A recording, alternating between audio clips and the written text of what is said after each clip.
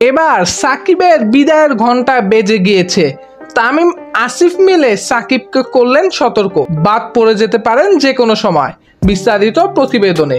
যুব ও ক্রীড়া মন্ত্রণালয়ের উপদেষ্টার দায়িত্ব নেওয়ার পর প্রথমবারের মতো বাংলাদেশ ক্রিকেট বোর্ড বিসিবিতে এসেছেন আসিফ মাহমুদ ভুঁইয়া সজীব।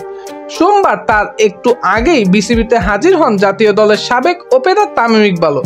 এই ঘটনা জল্পনা কল্পনার জন্ম দিয়েছে। তবে তামিম ঠিক কী কারণে উপদেষ্টার সাথে বিসিবিতে এলেন তা জানেন না বিসিবির কর্মকর্তারাও। তবে ক্রীড়া উপদেষ্টা আসিফ মাহমুদের বিসিবি ও মিরপুরে অবস্থানের পুরোটা সময় তামিম সাথে ছিলেন।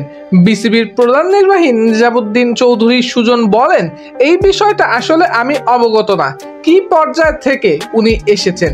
উপদেষ্টা মহোদয় যেহেতু ছিলেন, ওনার সাথে কথা হয়েছে, সব সময় পাশে উনি ছিলেন, এর বাইরে কিছু বলতে পারবো না।